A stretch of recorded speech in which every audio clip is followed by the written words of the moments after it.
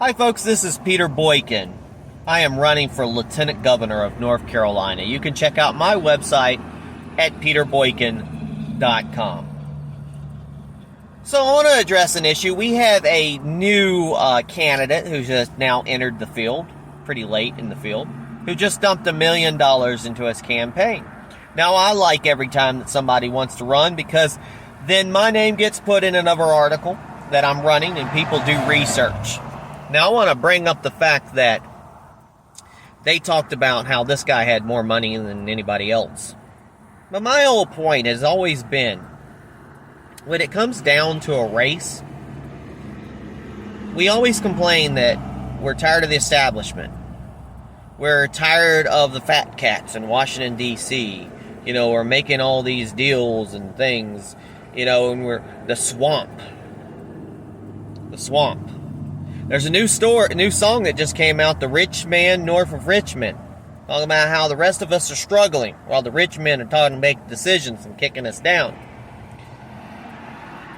I'm not knocking a guy. I don't know this individual who's running. He's in Rockingham counties. The sheriff over there is running. They're going to split the vote up more than likely. But again, you're going to dump $1 million into the campaign. For a campaign over 4 years only makes you 50K times 4. I want to bring it up. My other opponent says that he's running or he's interviewing for the job. And that's what it is, folks. I'm working class. I'd like to have donations, but I'm putting money into my campaign. I'm doing a lot of my own social media and everything else that other people would pay a lot of money for. I'm doing everything that I can in my power to push out the campaign. But I don't have that much money. That doesn't mean I'm not a better candidate or a worse candidate. And just because somebody has a lot of money doesn't make them a better candidate. So at the end of the day, people need to separate somebody has more money as in translating that they are a better candidate, because that's not how it is. Now let me break it down to you.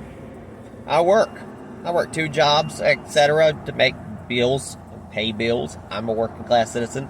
I'm like every other person, a blue collar worker, and I went to college as well, got education and everything, can't get the job in my field. That's what's happening to a lot of people nowadays. There's automation and other things going on.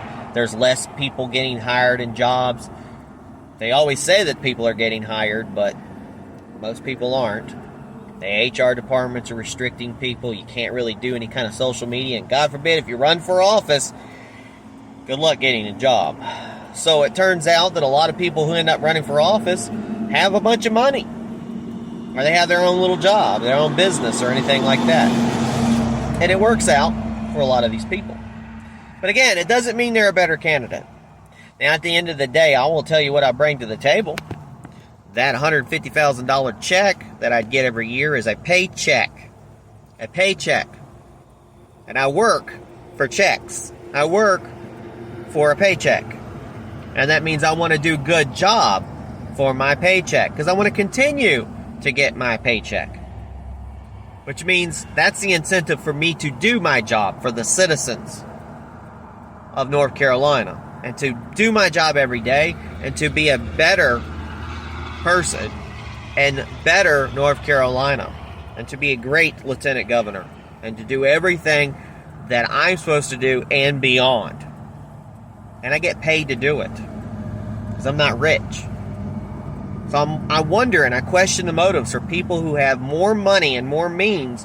Why do they try to run for office?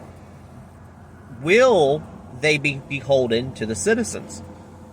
Because obviously money is not what's keeping them going. Or do they just want the prestige? That's what I question. What do you think? So are we going to get rid of the swamp? We're going to get rid of the fat cats? Or are we going to hire somebody who's grassroots like me? And that's what I'm asking you. Just because I don't have any money doesn't mean that I'm not a good candidate. I don't know how to manage money. I've lost multiple jobs since I've become political. I've got 2 master's degrees. I have an engagement management job that I had for over 12 years. I ran multi-million-dollar teams. Like I told the group the other day, I helped save people's jobs. I did research. I went to bat for my employees. I corporate trained. I followed back up on statistics. I listened to phone calls and learned and kicked back and basically worked multiple positions within my role. Engagement management, I had international team. I had presidents of big companies like FedEx and Micron and Dr. Pepper Snapple and Anthem. Those are the desks that I worked on. I wrote flowcharts on how to do things properly and steps. I mentored employees.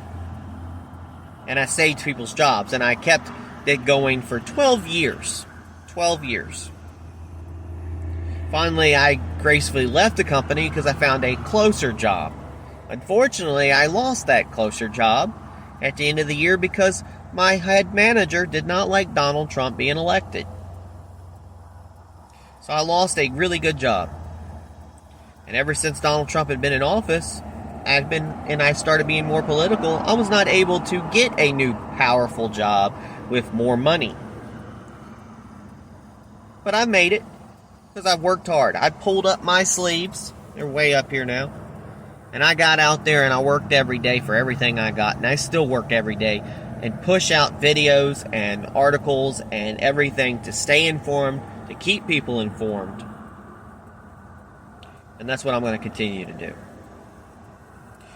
Thank you, everybody. And please check out peterboykin.com for more information. Peter Boykin for Lieutenant Governor in North Carolina in 2024. God bless everybody. Peace.